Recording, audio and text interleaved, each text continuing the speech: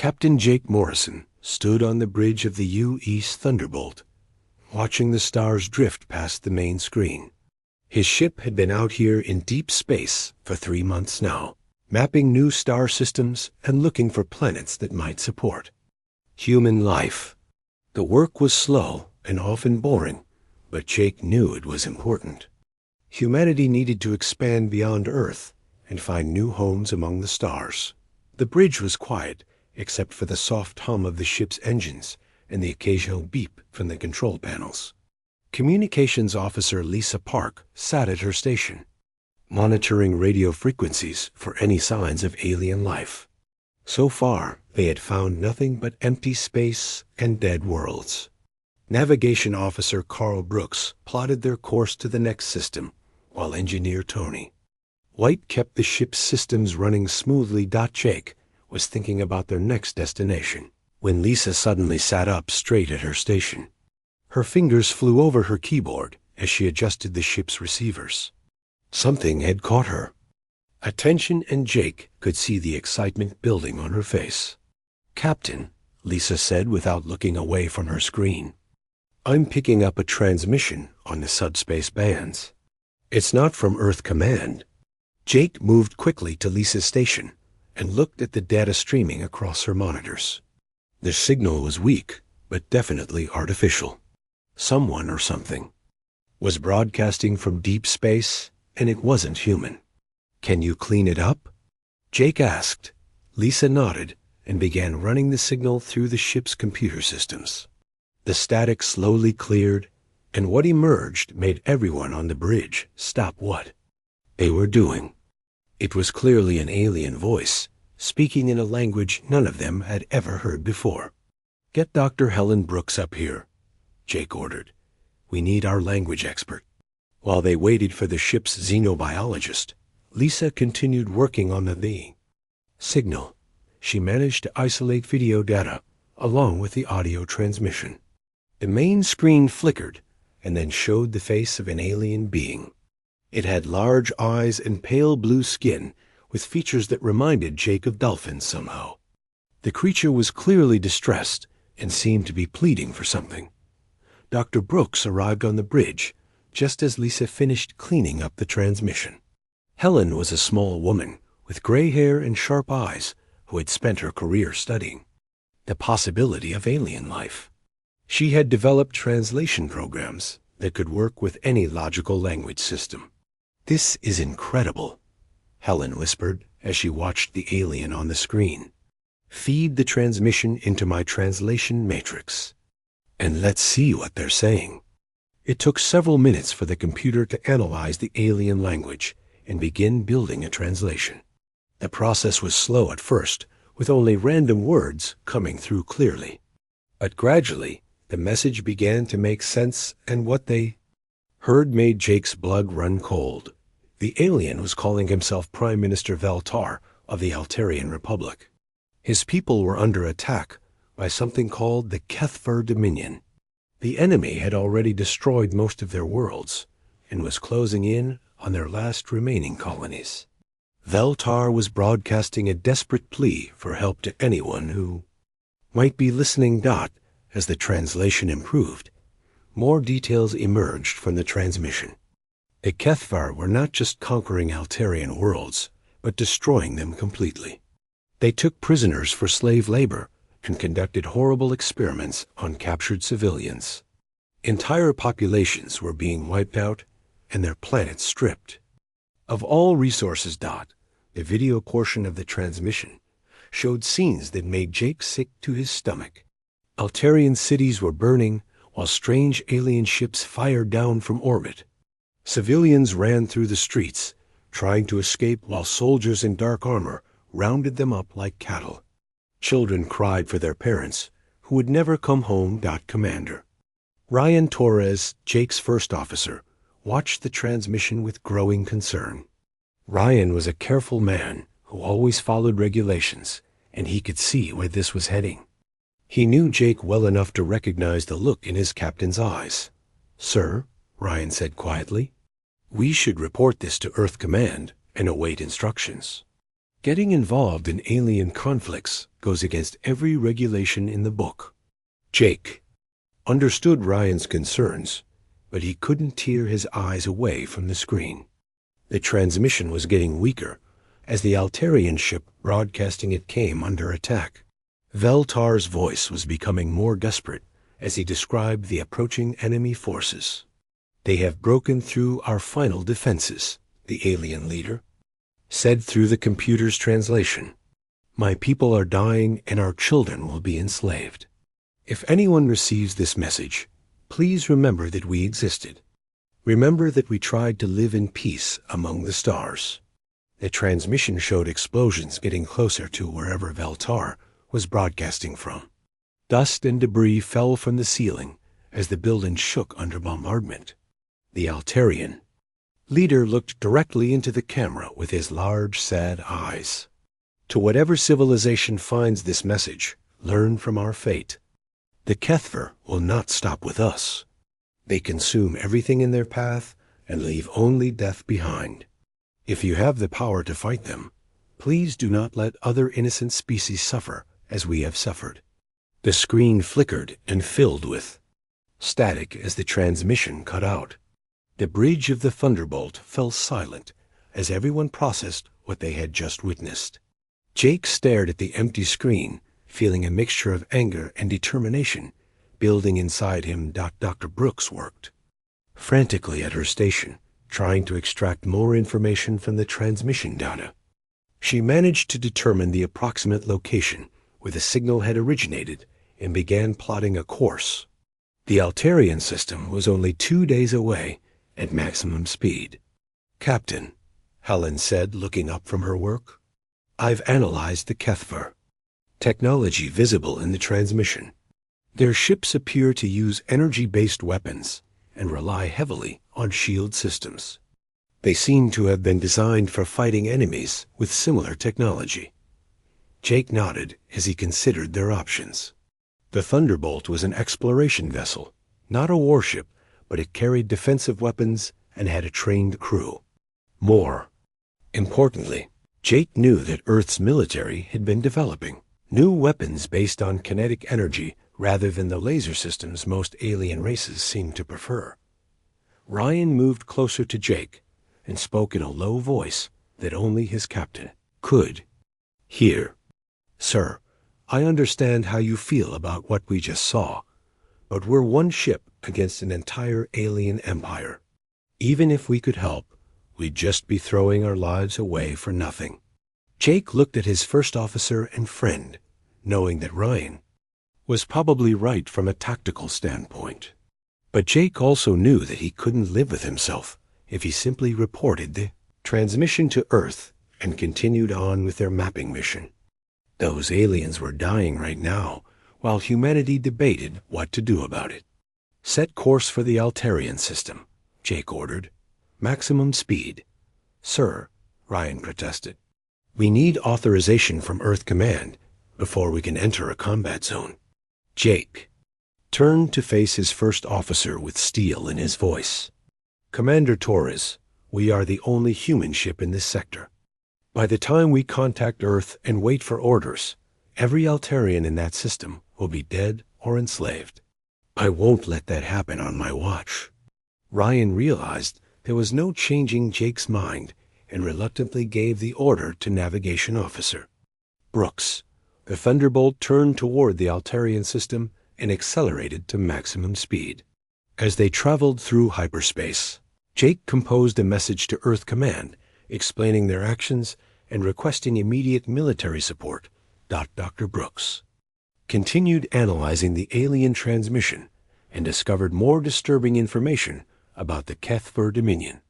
They had been expanding across the galaxy for over 300 years, destroying every peaceful civilization they encountered. No one had ever successfully resisted them for long. Jake stood on his bridge, watching the stars streak past, and wondered if humanity was about to face its greatest challenge. He had made his choice to help the Altarians, but he knew that decision might have consequences far beyond anything he could imagine. Admiral Sam Carter received Captain Morrison's transmission at Earth Command. headquarters in the early hours of Tuesday morning. The message arrived through the quantum communication array with the highest priority coding, instantly waking Sam from his sleep in his quarters. He quickly dressed and made his way to the command center, where night shift officers were already analyzing the alien transmission that Morrison had forwarded. The main display showed the desperate face of Prime Minister Veltar as he pleaded for help from his dying world. Sam watched in silence as the Altarian leader described the horrors being inflicted on his people by the Kethfor Dominion. The images of burning cities and fleeing civilians reminded Sam of the worst moments from Earth's own history. Communications. Officer Barry Wood approached Sam with additional data that had been extracted from the alien transmission. The technical analysis showed that the Kethfor possessed advanced technology, but relied heavily on energy weapons and shield systems. More importantly, their tactics suggested they had never faced an enemy that used kinetic weapons like humanity. Preferred. Get me the Joint Chiefs, Sam ordered. Emergency session in Conference Room Alpha, and wake up President Martinez. She needs to see this immediately. Within an hour, the most powerful military leaders on Earth had assembled in the secure conference room deep beneath Earth Command. General Patricia Hayes commanded the Space Marines. Admiral Nick Sullivan led the Deep Space Fleet, and General Frank Miller oversaw planetary defense systems. They sat around the polished table, watching the Altarian transmission with growing concern. President Elena Martinez arrived as the transmission ended, still wearing the casual clothes she had thrown on after being woken by her security detail. Elena was a former military officer herself and understood the implications of what they were seeing. She had campaigned on a platform of human expansion into space, but had never imagined they would encounter something like this. What's our assessment? Elena asked as she took her seat at the head of the table. General Hayes spoke first, her voice calm and professional, despite the disturbing images they had all witnessed. The Kethvar appeared to be a technologically advanced species with a military doctrine based on overwhelming firepower and rapid conquest. They've been expanding across the galaxy for centuries without meeting serious resistance. Admiral Sullivan added his analysis of the enemy fleet movements visible in the transmission. Their ships are large and heavily armed, but seem designed for fighting opponents with similar technology. Captain Morrison was right about their reliance on energy shields. Our kinetic weapons might give us a significant advantage. The debate that followed lasted for 3 hours as the military leaders weighed their options. Some argued that humanity should avoid involvement in alien conflicts until they better understood the political situation. Others pointed out that the Kethfor expansion would eventually reach human space if left unchecked. President Martinez listened to all perspectives before making her decision. She thought about her daughter sleeping safely in the White House and wondered what kind of galaxy she would inherit.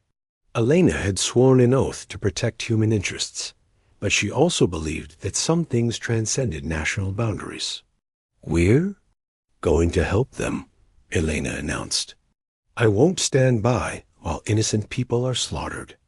Admiral Carter, I want our fastest ships heading for Altarian space within 12 hours. The room erupted in activity as the military leaders began coordinating humanity's first interstellar military deployment. Admiral Sullivan contacted his fleet commanders, while General Hayes prepared Marine Expeditionary Forces for deployment. The entire command structure shifted into wartime operations for the first time since the colony rebellions 50 years earlier. Dr. Robert Pym arrived at Earth Command just as the deployment orders were being issued. Robert led the Advanced Weapons Research Division and had been developing new military technologies for possible alien contact scenarios. His team had created improved kinetic weapons, specifically designed to penetrate energy-based defensive systems. How soon can we modify our ships with the new weapon systems? Sam asked Robert. The heavy cruisers can be retrofitted in 18 hours, Robert replied. "The destroyers will take longer, but we can have the first wave equipped within a day. I've also prepared some surprises that should catch the Kethfer completely off guard." Meanwhile, Intelligence Director Kate Murphy worked with her team to analyze every piece of data from the Altarian transmission.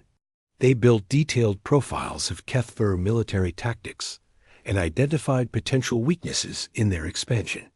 Strategy. Kate also began reaching out to resistance movements throughout the galaxy, hoping to find allies among other species fighting the Dominion. The news of humanity's decision spread quickly through government channels, and then to the general public. News anchor Marcus Johnson broke the story on the morning broadcasts, showing the alien transmission to billions of viewers around the world. The reaction was immediate and overwhelming as humans everywhere demanded action to help the Altarians. Protests formed outside government buildings in major cities, but these weren't angry demonstrations against war. Instead, people carried signs reading, "Save the Altarians," and "Freedom for all species." Veterans of Earth's last major conflict joined young students in calling for military intervention. Children drew pictures of human spaceships rescuing alien families.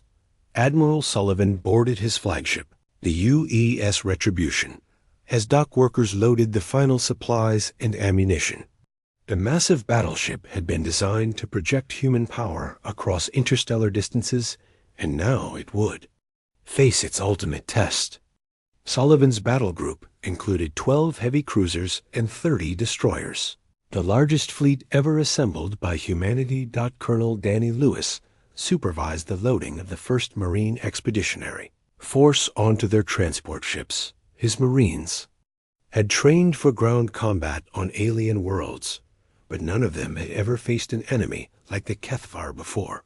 Danny knew his troops were ready for anything, but he wondered what horrors they might find in the Altarian system. Squadron leader Amy Chun ran final checks on her fighter squadron as they prepared for launch from the carrier U's Valkyrie. Amy had been the top graduate from the Naval Flight Academy and had spent years perfecting combat maneuvers in zero gravity. Her pilots called themselves the Star Hawks and took pride in being humanity's finest fighter squadron. The departure ceremony was broadcast live around the world as President Martinez delivered a speech from the launch platform. She spoke about humanity's responsibility to protect innocent life wherever it might be found in the galaxy. Elena's words were translated into dozens of languages and transmitted to human colonies throughout known space.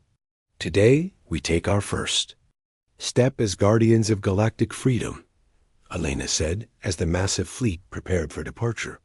"We go not as conquerors, but as liberators. We carry with us the hopes and dreams of every human who believes that freedom is the birthright of all intelligent life." The fleet departed Earth orbit in perfect formation as millions watched from the surface below. The ships accelerated rapidly toward the hyperspace jump point, their engines creating brilliant trails of light against the star field. It would take them 5 days to reach Altarian space, assuming Captain Morrison could hold out that long dot as the fleet disappeared into hyperspace. Sam Carter remained in the command center, coordinating additional support operations. More ships were being prepared for deployment while scientists worked around the clock to develop new weapons and defensive systems. Diplomatic teams prepared for first contact with surviving Altarian leaders. Dr. Kim's research team made breakthrough discoveries about Kethver technology based on the transmission data. Their energy weapons were incredibly powerful, but required enormous amounts of energy to operate. Their shields could deflect most directed energy attacks, but had never been tested against solid projectiles moving at significant fractions of light speed. Kate Murphy's intelligence network began receiving reports from across the galaxy as word spread that someone was finally fighting back against the Kethver Dominion. Dozens of enslaved species sent messages of support and offered what help they could provide. For the first time in centuries, There was hope that the Dominion's expansion could be stopped. The hours passed slowly as Earth waited for news from the Altarian system. Communication delays meant it would be days before they learned weather. Their fleet had arrived in time to make a difference. President Martinez returned to the White House, but remained in constant contact with Earth Command. Sam Carter stood before the main display showing the projected course of the relief fleet. Somewhere out there, Captain Morrison and his crew were trying to help an alien species they had never met before. Soon they would be joined by the full might of humanity's military forces in what could become the most important battle in galactic history. The die had been cast, and there was no turning back. Humanity had answered the cry for aid and committed itself to a war against an enemy they barely understood. But Sam knew that sometimes the right choice was also the most dangerous one, and he prayed that their courage would be enough to save both the Altarians and themselves. The human fleet dropped out of hyperspace at the edge of the Altarian system to find a scene of devastation that exceeded their worst fears. Admiral Sullivan stood on the bridge of the UES, Retribution watching the tactical display as his sensors revealed the scope of the HFY assault.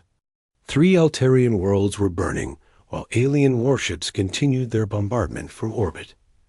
Captain Jake Morrison brought the UE's Thunderbolt alongside the flagship after spending 2 days trying to help Altarian refugees escape the system.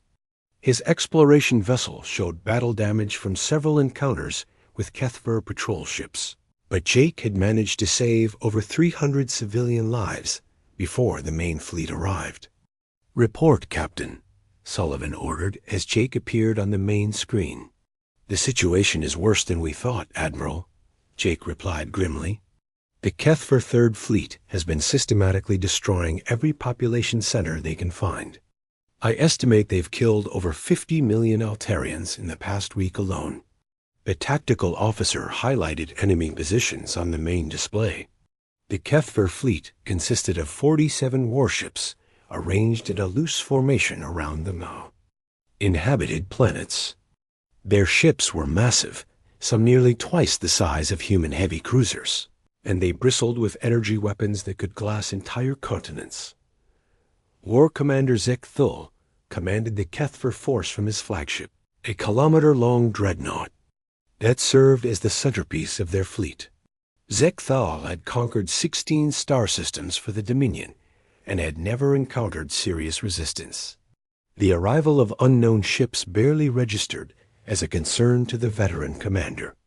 "Alien vessels," came the transmission from the HFY flagship.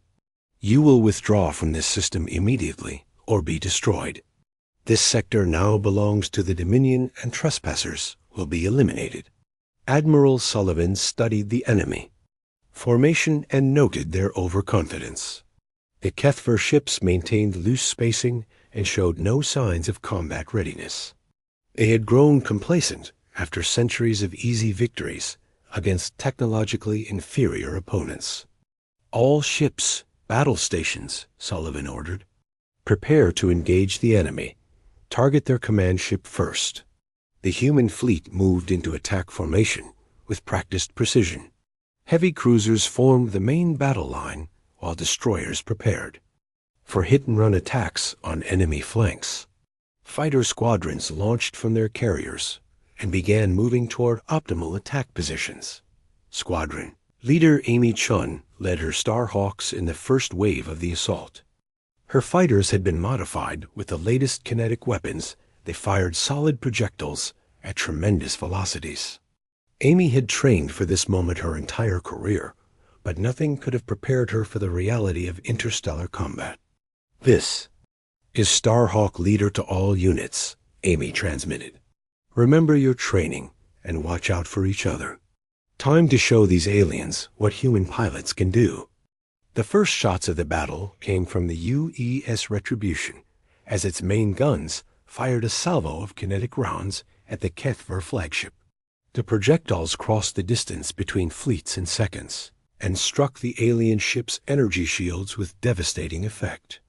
Instead of being deflected like energy weapons, the solid rounds punched straight through the barrier and slammed into the hull.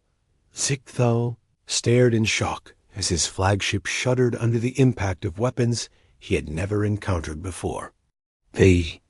Humans were using primitive kinetic technology that none of his shields could stop effectively. Damage reports flooded in from across his ship as the alien rounds tore through armor plating designed to resist energy attacks. "Return fire," Zichtthal roared. "Destroy those primitive vessels." The Kethver fleet responded with a massive barrage of energy weapons that lit up space between the opposing forces. Their plasma cannons and particle beams were incredibly powerful, and would have devastated any opponent using conventional defensive systems. But the human ships were protected by thick armor plating rather than energy shields. Captain Lisa Rodriguez commanded the destroyer Use Lightning and led her squadron in a flanking attack on the enemy formation. Lisa had graduated at the top of her class from the Naval Academy and specialized in aggressive tactics that caught enemies off guard. Her ships moved at maximum speed while firing continuous salvos at Kethvo cruisers. "All destroyers, concentrate. Fire on their engine sections," Lisa ordered. "Let's see how well they fight when they can't maneuver." The Kethver began to realize they were facing something completely different from their previous opponents. The human ships absorbed their energy attacks and kept fighting while their own vessels suffered catastrophic damage from kinetic rounds. Several alien cruisers were already drifting powerless as their propulsion systems failed. Dr. Helen Brooks monitored the battle from the Thunderbolt science station while analyzing Kethver communication intercepts.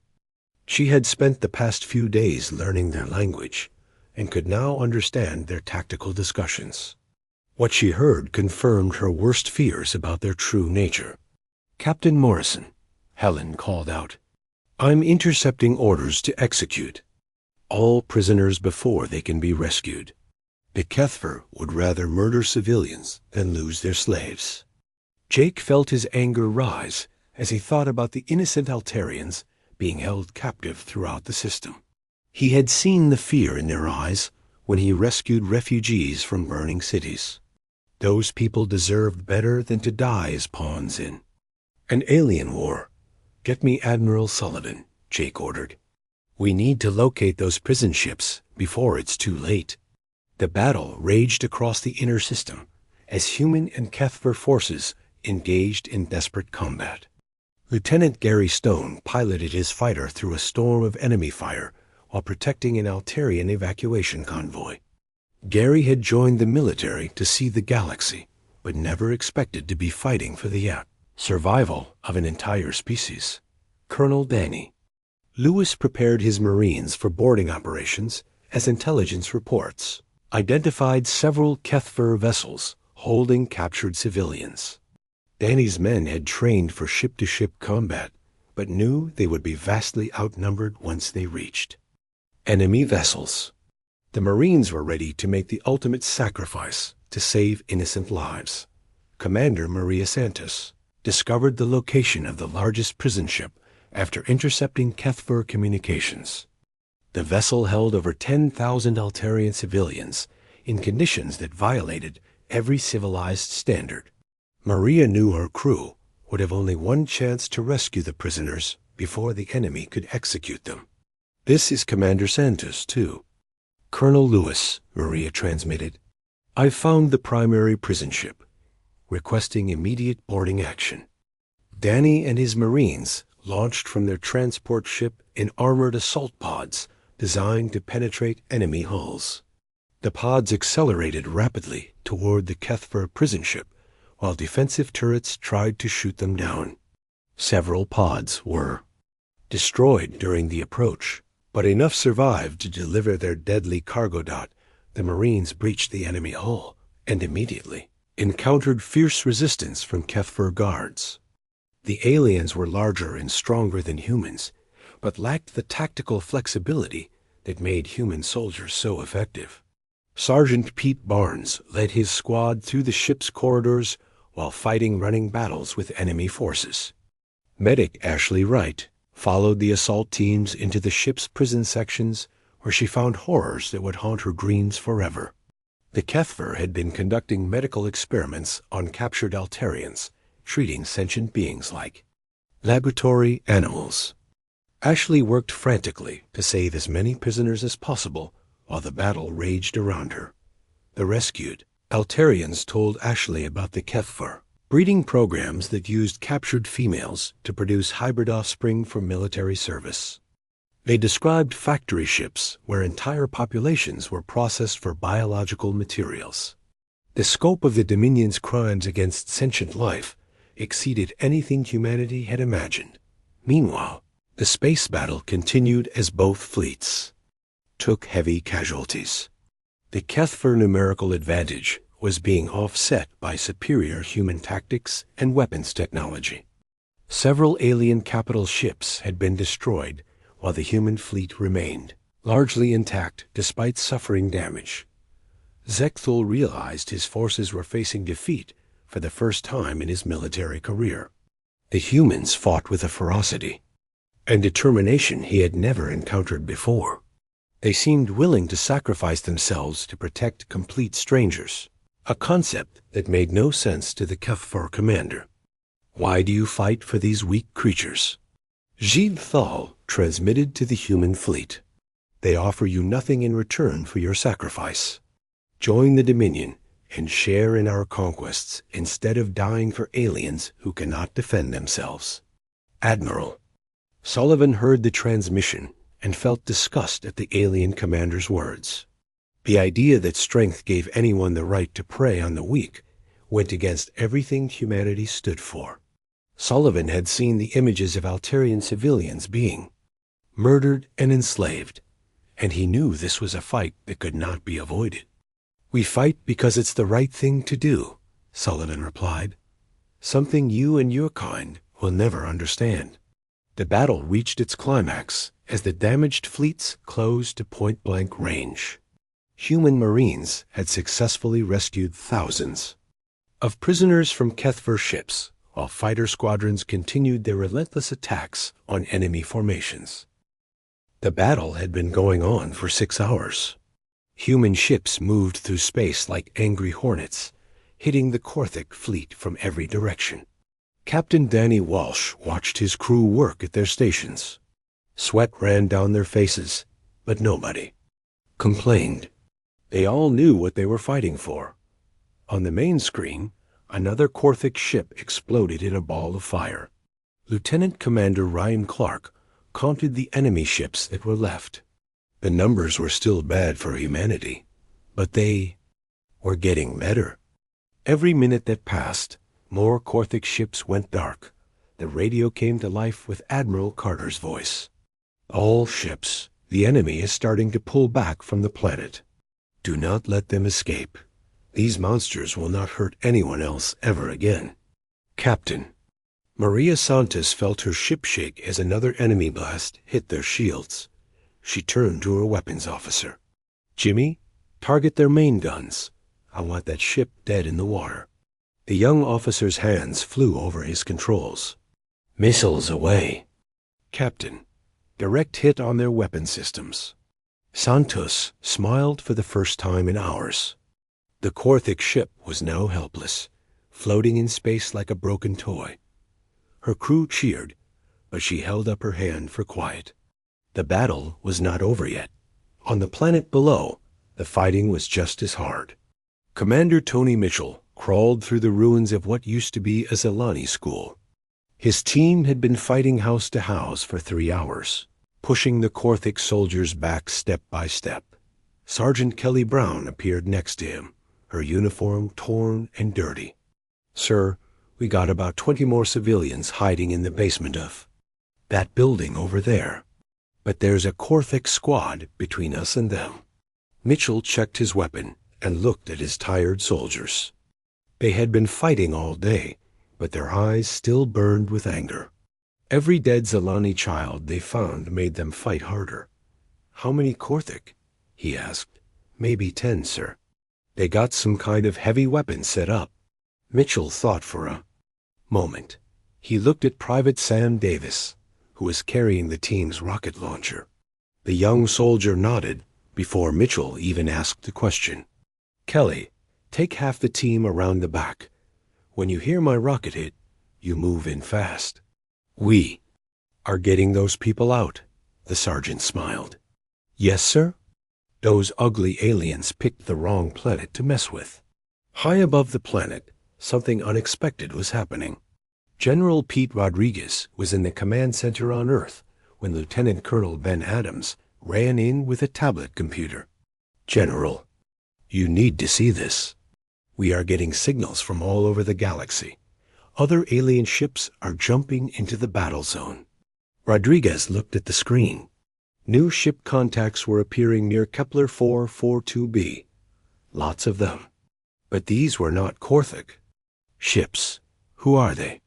He asked. Adams was reading reports as fast as they came in. Sir, it looks like word about our fight got out. Species that the Korthik conquered before are coming to help us. The first ones to arrive are calling themselves the Ash Corps. On his flagship, General Thakmer was getting very angry. His perfect plan was falling apart. First, these crazy humans had refused to die like they were supposed to. Now other species were showing up to fight against him. Commander Gregtor, his second, in command, approached carefully. General, we are receiving a message from the incoming ships. They say they are here to fight alongside the humans.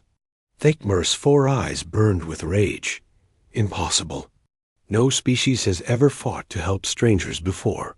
There must be some mistake. No? Mistake, General. The lead ship is transmitting now. A new voice came over the radio. It was deep and growling, speaking in broken but clear human language. This is Commander Kreshtar of the Ash Corps fleet. Humans of Earth, we have heard your battle cry. We come to fight beside you. The Korthik took our children too. Today, we take them back. Admiral Carter almost could not believe what she was hearing. She opened a channel to the alien fleet. Commander Kreshtar, this is Admiral Carter. We welcome your help, but I must warn you, this is going to be a hard fight. The alien commander's laugh was like thunder. Admiral Carter, my people have been waiting 40 years for this chance. We are not afraid of a hard fight. We are afraid of living as slaves. Within minutes, the space around Kepler 442b was full of new ships. The Ash Corps brought their heavy battle cruisers. The Veltar came with ships that shot beams of pure energy. Even the peaceful Morgothi sent their few military vessels to help. Captain Steve Collins watched the new arrivals on his screen and shook his head in wonder. I never thought I would see anything like this, he said to his first officer. All these different species fighting together. It's because of what we did, sir, his officer replied. We showed them that someone would fight for what's right, even if it costs everything. The tide of battle was turning fast now. The Korthik fleet was being hit from all sides by angry species that had suffered under their rule for decades. General, Thakmer knew he was losing, and losing badly. He opened a channel to his fleet commanders. All ships, we are leaving. Set the planet killers to full power. If we cannot have this world, no one can. But Captain Lisa Parker was listening to all enemy communications. Her ship, the USS Fury, had the most advanced listening equipment in the human fleet. When she heard the Korthik general's order, her blood ran cold. Planet killers, she said to herself. They are going to destroy the whole planet. She opened a channel to Admiral Carter. Admiral, this is Captain Parker. The Korthik are about to fire planet-killing weapons. They want to destroy Kepler 442b. Completely. Carter's voice was ice-cold when she replied. How long do we have? Maybe 5 minutes before they can charge their weapons, ma'am. Carter looked around her bridge. Every face was set with determination. All ships, this is Admiral Carter. The enemy is trying to destroy the planet. We cannot let that happen. Every ship that can move, attack now. No holding back. The human fleet charged forward like a pack of wolves. They hit the Korthic ships with everything they had. Missiles, lasers, and even ramming attacks. Captain Walsh drove his ship straight into a Korthic cruiser, destroying both ships in a massive explosion. But it was not enough. 3 Korthic dreadnoughts were moving away from the battle, getting ready to fire their planet-killing weapons. The alien ships tried to stop them, but the Korthic vessels were too big and too well protected. Captain Parker made a decision that would be remembered forever. She looked at her crew and spoke quietly. Everyone off the bridge except essential personnel. What I am about to do is very dangerous. Her first officer, Commander Rick Johnson, refused to leave. Captain, if you are staying, we are all staying. Parker smiled at her loyal crew. Then let's save a planet. She turned to her engineer. Chief, I need you to overload the jump drive. All the power we have, right into the main reactor. The engineer's face went white. Captain, that will destroy the ship, and probably everything within 10 miles of us. That's exactly what I'm counting on, Chief. The USS Fury moved toward the 3 Korthic dreadnoughts at full speed. The enemy ships fired everything they had at the small human vessel, but Parker's crew kept the ship running through pure skill and determination. Just as the Korthic ships were about to fire their planet killers, the USS Fury appeared right in the middle of their formation. Captain Parker's last words were heard across the entire fleet. For the children of Kepler 442b. The explosion was like a small star being born. The overloaded jump drive created a massive wave of energy that destroyed all 3 Korthic dreadnoughts instantly. The planet below was saved, but the USS Fury and her brave crew were gone. The remaining Korthic ships, seeing their leaders dead and their planet killers destroyed, finally did something they had never done before in their long history of conquest. They surrendered. General Fakemer's voice came over the radio, weak and defeated. Human fleet, this is General Fakemer. We surrender. We ask for mercy. Admiral Carter's reply was heard by every ship in the system, human and alien alike. General, you showed no mercy to the innocent, but we are not you. Your surviving ships will be taken into custody. Your soldiers will face trial for their crimes, and the species you enslaved will finally be free. On the planet, Commander Mitchell and his team had found the hidden civilians. 23 Zalani adults and children came out of their hiding place, scared but alive. The children clung to their parents as human soldiers gave them food and water. One small Zalani child walked up to Sergeant Brown and held out a flower that had somehow survived the bombing. The child could not speak human language, but the meaning was clear. Thank you. Brown knelt down and gently took the flower. Tears ran down her dirty face as she realized what they had accomplished. They had not just won a battle. They had given these people their lives back. The war was over, but the real work was just beginning. News of the Kethfor atrocities spread across human space like wildfire, carried by the testimonies of rescued Altarian prisoners and the horrific evidence found aboard enemy vessels. The images of alien experimentation chambers and mass execution. Facilities appeared on every news broadcast, filling humanity with a righteous fury that transcended all political and cultural boundaries. President Elena Martinez addressed the United Earth Assembly in an emergency session that was broadcast to every human colony and outpost.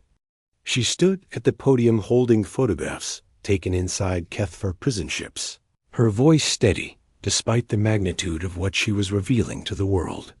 My fellow humans, Elena said, we have discovered that we share this galaxy with monsters who treat sentient life as nothing more than raw material for their war machine. The Kethver Dominion has been committing genocide on an industrial scale for over 3 centuries, and they will not stop until every free species is enslaved or dead. The Assembly voted unanimously to authorize total war against the Kethvar Dominion. Within hours, production facilities across human space began converting to military manufacturing. Shipyards that had been building civilian vessels switched to producing warships. Factories that made consumer goods started producing weapons and armor for the expanding human military. Admiral Sam Carter coordinated the largest military mobilization in human history from his command center deep beneath Earth's surface. The Second Fleet departed Earth orbit under the command of Admiral Frank Miller aboard the massive battleship UES Vengeance. This new force included 20 heavy cruisers and 50 destroyers, doubling humanity's presence in Altarian space. General Patricia Hayes established forward bases on liberated Altarian worlds while her Marines began the grim task of documenting Kethver war crimes. Each discovery fueled human determination to see this war through to its conclusion.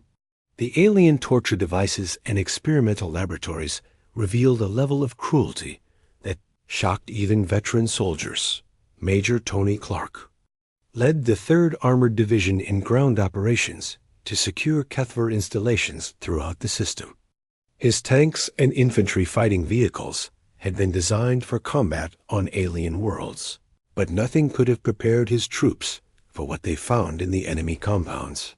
Vast factories where sentient beings were processed like livestock, breeding facilities where captured aliens were forced to produce offspring for military service. The Kethver response was swift and brutal. The Dominion's High Command dispatched the First Imperial Fleet from their core worlds, a massive armada of over 200 warships commanded by Supreme War Leader Thekmon. The alien commander was a veteran of 50 successful conquests and had never failed to crush resistance to Dominion rule. Intelligence Director Kate Murphy worked around the clock to coordinate with resistance movements throughout Kethver space. Her agents made contact with dozens of enslaved species who provided vital information about enemy fleet movements and defensive positions. For the first time in centuries, the scattered opponents of the Dominion began working together toward a common goal. Dr. Robert Kin's research teams made crucial breakthroughs in understanding Kethve technology by studying captured enemy vessels. They discovered that the aliens relied heavily on automated systems controlled by artificial intelligence networks. More importantly, they found that Kethver computers were vulnerable to certain types of electromagnetic interference that could be generated by human ships. The war escalated dramatically when the First Imperial Fleet arrived at the edge of Altarian space and immediately began bombarding human positions. Supreme War Leader Thekmon had brought the most powerful ships in the Kethver arsenal, including planet-killer vessels capable of destroying entire worlds from orbit. Admiral Sullivan found himself commanding a combined human-Altarian fleet against an enemy force that outnumbered his ships 3-1. The Kethver vessels were larger and more heavily armed than anything humanity had faced before. But Sullivan had learned valuable lessons from the previous battle about alien tactics and weaknesses. Frank Miller assumed command of the UES Vengeance when Admiral Miller was killed during the opening engagement. Frank had served as the Admiral's executive officer for 5 years and knew the ship better than anyone alive. Under his leadership, the massive battleship became the focal point of human resistance against the Imperial fleet. The battle for Altarian space raged for 6 days as both sides committed everything they had to achieving victory.